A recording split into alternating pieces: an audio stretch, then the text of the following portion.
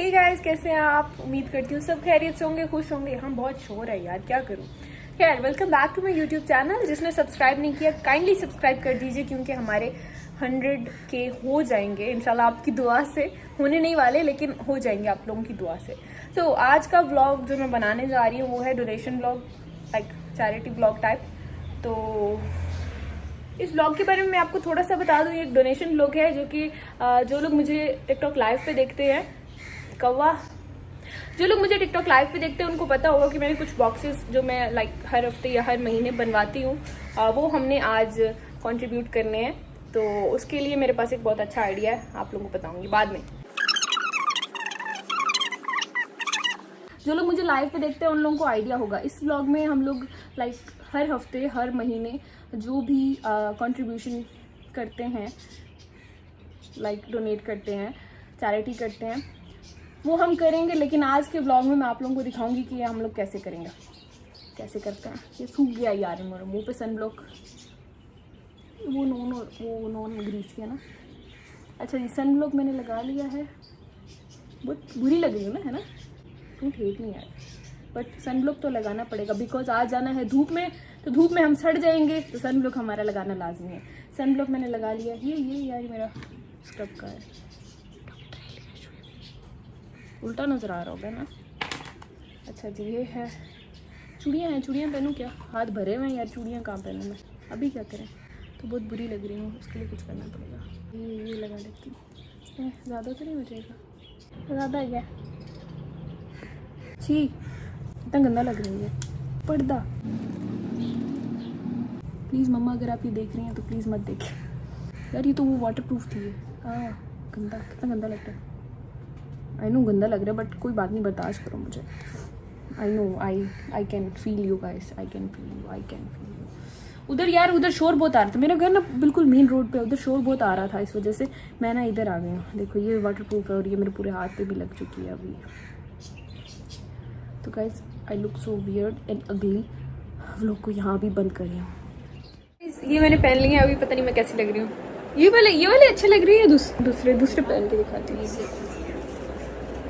ये दिखाती हूँ, ये वाले। मम्मा ये वाले अच्छे लगेंगे, देखो ये अच्छे लग रहे हैं ना। ये वैसे भी भारी हैं और ना ये आर्टिफिशियल से एलर्जी होती है।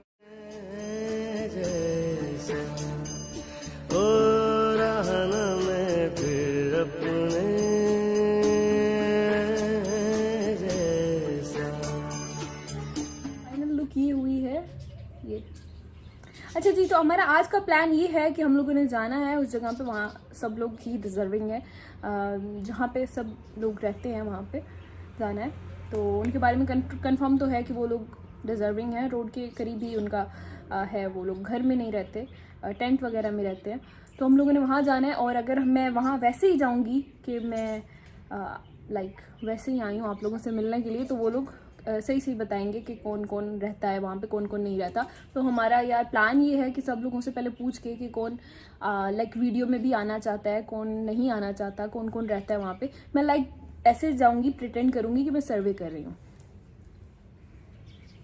और मैं किसी ऑर्गेनाइजेशन से आऊँगी। सो हमारा ये आज का प्लान कि हम सर्वे करके उनसे पूछेंगे कि यहाँ पे कितने लोग रहते हैं, एक फैमिली के कितने कितने लोग हैं, सबके अलग अलग नाम लिख के फिर उसके बाद उनको उसी टाइम ही हम लोग वो दे देंगे, पाउचेस वगैरह जितने भी हमसे बने।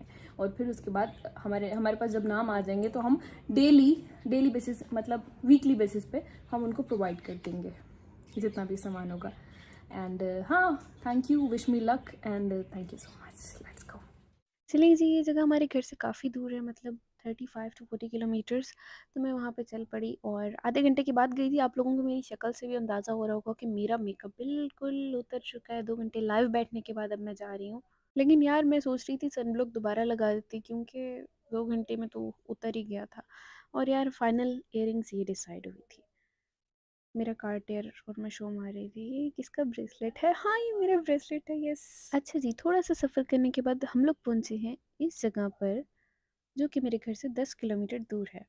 लेकिन यहाँ पे वो एरिया स्टार्ट होता है कि जहाँ पे सभी लोग डिज़र्विंग हैं।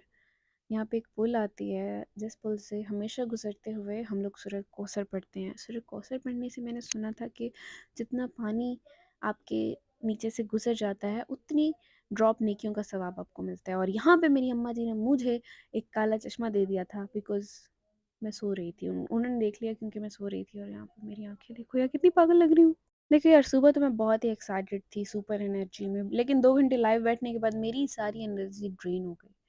हाँ, यहाँ पे मैं बिल्कुल नींद में थी, और हाँ, शायद आप लोग मुझे देख भी सकते हैं, यहाँ पे मैं सो भी गई थी थोड़ी-सी देर। लेकिन हाँ, ओके, मैं जाग रही हूँ यहाँ पे। धक्के ही बहुत थे यार, रास्ता इतना बुरा है ना। यहाँ पहुँचने के बाद ही एक-एक करके सारे बच्चे हमारी गाड़ी के पास आ गए और मुझे आके वहाँ से लेके गए। यहाँ जाते हुए मुझे बिल्कुल भी ऐसा नहीं लग रहा था कि मैं इनको नहीं जानती या ये लोग मुझे नहीं जानते। और सब में यूनिटी इतनी ज़्यादा थी कि मैं आपको बता नहीं सकती। हम लोग महलों में रह के भी इतने इकट्ठे नहीं रह सकते जितने ये यहाँ पे झोंपड़ियों में रह के हैं। और इतना मिलजुल के और इतना खुश ये लोग थे। सही कहते हैं कि जितना ज़्यादा पैसा होता है उतनी ज़्यादा छोटी सोच और उतनी ज़्यादा नफ़रत फैलती है लोगों में। और हाँ, इन सब ने खुशी-खुशी मेरे साथ पिक्चर्स बनवाई और सबके माँ-बाप ने खुद उनको भेजा, और ये सब बच्चे माशाल्लाह इतने प्यारे थे कि मैं बता नहीं सकती। और साथ उनके माँ-बाप। लेकिन यहाँ पे सुनो तो सबकी एक अलग ही स्टोरी है। हर किसी की अलग बात है, हर किसी की अलग स्टोरी है, और स्टोरी ऐसी दुःख भरी है कि सुनते-सुनते आप खुद रोने लग जाओगे। यहाँ पे किसी ने अपनी फैमिली खोई है, किसी ने अपनी नज़र खोई है, किसी ने अपने बच्चे, और किसी ने अपना घर। और अमीरों की बात हो तो वो अपना इलाज करवाने दुनिया के किसी कोने में भी पहुँच जाते हैं, और जब इन बेचारों की बात आती है तो इन लोगों के लिए एक वक्त की रोज़ी भी मुश्किल होती है। फिर इनको मजबूरी में अपने बच्चों को कहीं काम पे भेजना पड़ता है, और ये मासूम से बच्चे फिर लोगों के घरों में जाके काम कर रहे होते हैं, और ऐसे-ऐसे लोगों की बातें सुन रहे होते हैं जिनको देखने का भी दिल नहीं करता। ये बच्ची माशाल्लाह माशाल्लाह बहुत ही खूबसूरत थी, बहुत ही ज़्यादा। पहले तो ये मुझसे डरी हुई थी ऐसे कि उनको लगा कि मैं डॉक्टर हूँ तो मैं ज़रूर उनको इंजेक्शन लगाऊंगी। ज़्यादातर बच्चे मुझसे इस तरह डरे हुए थे, लेकिन मैंने उनको प्रॉमिस किया कि अगली दफ़ा जब मैं आऊँगी तो उनके लिए मैं खाने की ज़रूर चीज़ें लेके आऊँगी। और फिर उन्होंने मुझे बताया कि उनको क्या क्या अच्छा लगता है। मैं यहाँ पे इनकी वैक्सीनेशन करने नहीं बल्कि इनसे मिलने आई थी। ये बच्चे माशाल्लाह यहाँ इतनी गर्मी में रहते हुए भी इतने खूबसूरत हैं कि मैं आपको बता नहीं सकती। और मैंने ऐसे ऐसे घटिया लोगों को इन पे जुल्म करते हुए देखा है जिनको देखने का भी दिल नहीं करता। अगर ये बच्चे भी अच्छे घरों में रहें, अच्छी तालीम हासिल करें, तो ये भी पाकिस्तान का मुस्तकबिल बन सकते हैं। ये भी आगे जाके कोई ना कोई अच्छी जॉब कर सकते हैं। मैं यहाँ इनको 1 महीने का राशन प्रोवाइड करने आई थी, बट जब मैंने इनको देखा तो मुझे लगा कि शायद ये बहुत कम है। मुझे जितना हो सके इनके लिए करना चाहिए, और मैं करूँगी इंशाल्लाह। हर इंसान डिज़र्व करता है कि उसको प्यार मिले, उसको केयर मिले, उसको दूसरों के बराबर रिस्पेक्ट मिले। लेकिन कुछ तंग दिल लोग ये बात भूल जाते हैं कि अमीर और गरीब में कोई फ़र्क नहीं होता। फ़र्क होता है तो पैसे का, और पैसे का फ़र्क आपको कभी भी एक अच्छा इंसान या अमीर इंसान नहीं बना सकता। जितने छोटे इनके घर हैं उतना ही बड़ा इन सब का दिल भी है, और ये मुझे कल वहाँ पे जाके एहसास हुआ। आप इनके घर देख सकते हैं, ये लोग अच्छे घरों में नहीं रहते, ये लोग इन घरों में रहते हैं, झोंपड़ियों में रहते हैं, लेकिन इनका दिल बहुत बड़ा है। यकीन कीजिए, मैं इतने अमीर लोगों से, इतने बड़े पॉलिटिशियन से मिली हूँ, लेकिन जो इखलाक इनका है वो उसका 1% भी नहीं थे। वो लोग आपको आपकी फेम पे, आपके पैसे पे पहचानते हैं, और ये लोग तो मुझे जानते भी नहीं थे कि मैं कौन हूँ। फिर भी इन सब ने मेरी फैमिली की इतनी रिस्पेक्ट की है कि मैं आपको बता नहीं सकती। इन सब बच्चों के साथ पिक्चर्स बनवाने के बाद मैंने फ़ैसला किया कि अब इनमें सब चीज़ें कंट्रीब्यूट करनी चाहिए। तो कुछ फैमिलीज़ के नाम मैंने लिख लिए थे, और उस हिसाब से उनमें चीज़ें आगे कंट्रीब्यूट की जा रही थी। नाम ऐसे लिखे थे कि यहाँ पे टोटल 30 घर हैं, जिनमें से 20 घरों ने अपना अपना नाम लिखवा दिया है, और 10 घरों में राशन तकसीम हो चुका है। और जब मैंने इनके नाम लिख लिए तो उसके बाद मैं खुद एक-एक घर में राशन कंट्रीब्यूट करने चली गई, ताकि जिन 10 घरों में राशन पहुंचा है इस बात की कंफर्मेशन हो जाए कि वहाँ पे पहुंचा भी है या नहीं पहुंचा। इस टाइम तकरीबन 4 साढ़े 4 का टाइम था, लेकिन गर्मी इतनी ज़्यादा थी कि मुझे पता ही नहीं था कि यार टेम्परेचर इतना ज़्यादा भी होता है क्या, क्योंकि हम लोग कभी घर से बाहर नहीं निकले, तो हमें अंदाज़ा बिल्कुल नहीं होता कि ये लोग अपनी लाइफ कैसे गुजार रहे हैं। उसके बाद मैंने फ़ैसला किया कि मैं हर घर में खुद जाऊँगी और कंफर्म करूँगी कि किस किस के घर में राशन पहुँच चुका है। हमने पहले घर से स्टार्ट किया, उनको राशन कंट्रीब्यूट किया। पहले तो उनको ये समझ नहीं आया कि हमने पूरा बॉक्स देना है या बॉक्स में से चीज़ें निकाल के देनी है, तो मैंने बताया कि एक घर में एक बॉक्स जाएगा, और हर फैमिली के हिसाब से हम लोगों ने उनको बॉक्स प्रोवाइड किए हैं। सब लोग यहाँ पे बहुत खुश थे। और उसके बाद मेरे पास अगले घरों के लोग आए हैं जिन्होंने मुझे बताया कि उनके नाम अभी नहीं लिखे गए। और मेरे पास वो अंकल खुद आए हैं जो दूसरे घरों में रहते थे।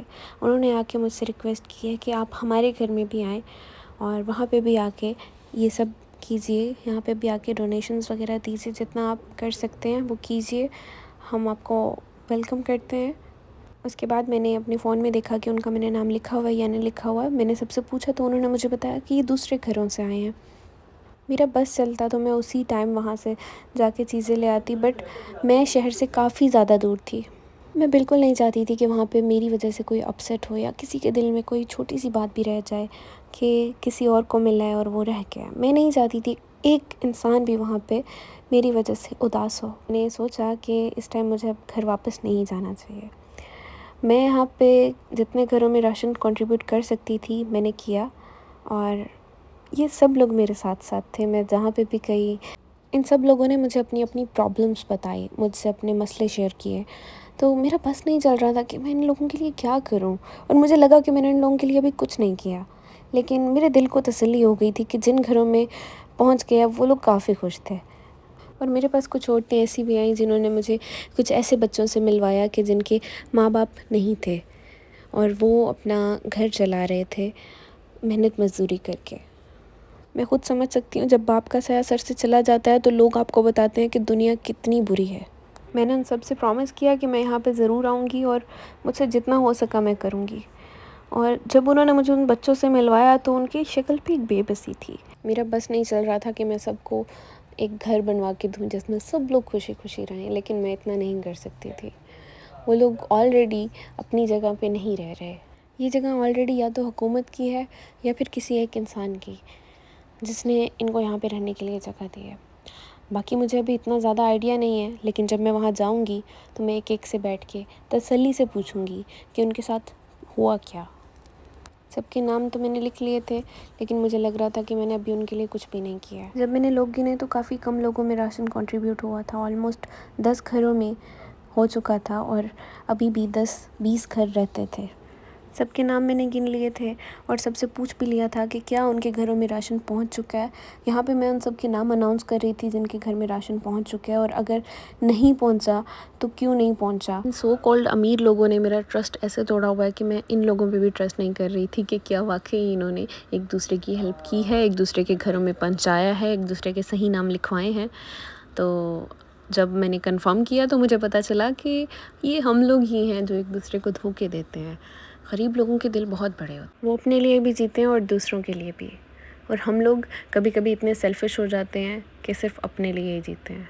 और हाँ, यहाँ पे मैं फिर से दोबारा कंफर्म कर रही थी कि क्या कोई घर रह तो नहीं गया, और अगर कोई घर रह गए हैं तो वो मेरे पास लिखे हुए हों, किसी का नाम रह तो नहीं गया, सबके नाम मैं लिख लूँ। जो लोग रह गए थे वो यहाँ मेरे पास खड़े हुए मुझसे पूछ रहे थे कि आप दोबारा कब आएंगी, और मैंने उनसे वादा किया कि मैं दोबारा ज़रूर आऊँगी।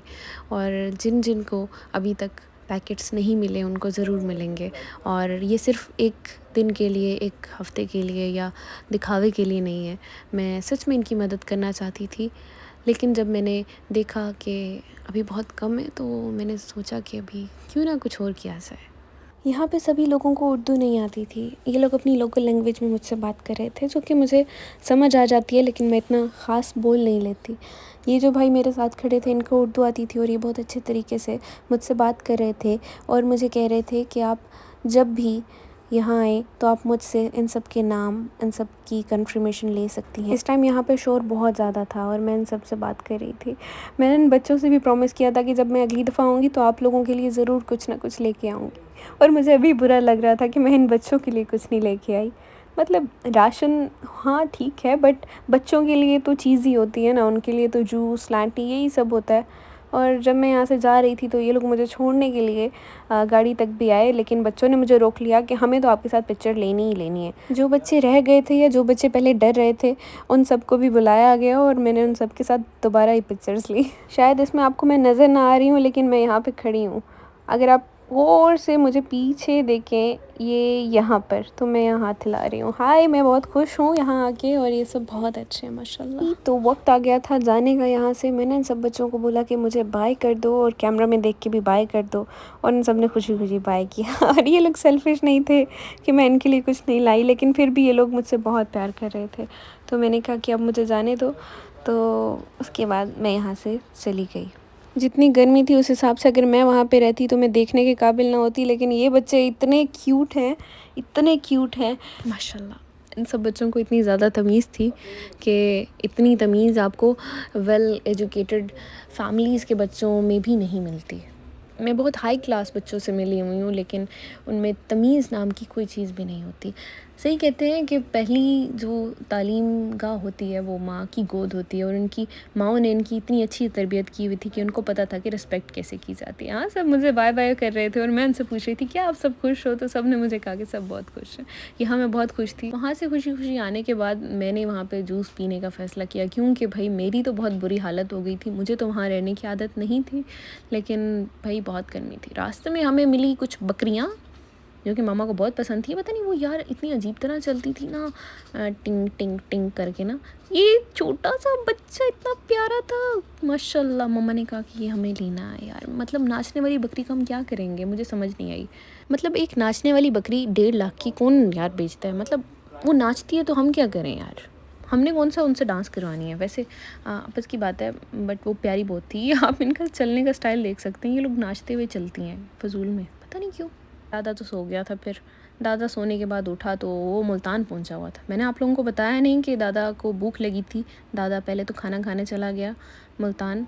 दादा ने कुछ नहीं खाया था सुबह से, तो दादा वहाँ से मुल्तान चला गया। दादा ने सोचा कि यार थोड़ा मेकअप वगैरह कर लिया जाए। दादा ने अपने इयररिंग्स भी उतार दिए थे। तो दादा यहाँ पे बैठा हुआ था जहाँ पे सो कॉल्ड अमीर लोग बैठे हुए थे, जो मेरे बारे में बातें कर रहे थे एक दूसरे के कानों में, जो कि मुझे बिल्कुल अच्छा नहीं लग रहा था कि ये टिकटॉकर है, ये है, ये वो। भाई करते रहो, मुझे नहीं फ़र्क पड़ता, जो मर्ज़ी करो।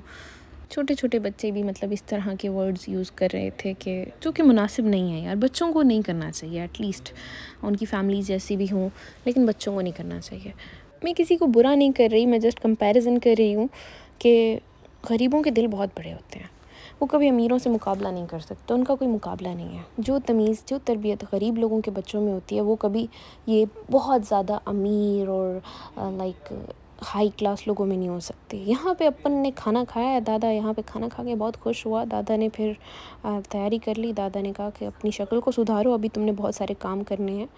तो दादा ने आपको रेस्टोरेंट का व्यू तो दिखा दिया, और दादा उसके बाद दोबारा से थोड़ी देर के लिए सो गया।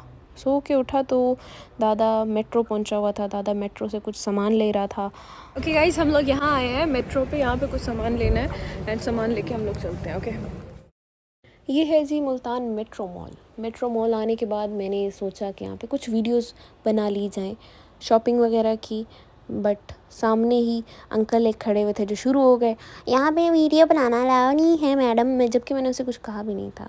दादा बहुत चालाक हो चुका है। दादा ने कहा कि अगर वीडियो अलाउ नहीं है तो दादा एक लाइव तो ज़रूर करें। अब आप लोग सोचोगे ये वीडियो तो पहले की है, सामान तो आप दे आए हो। नहीं जी, सामान हम दोबारा लेने आए हुए थे, क्योंकि बाकी घर रह गए थे और हमें सुकून से रात को नींद नहीं आती जब तक हम लोग ये ना ले लेते। तो दादा ने फिर थोड़ा सा और सामान लिया, थोड़ा सा मतलब बाकी सब घरों का।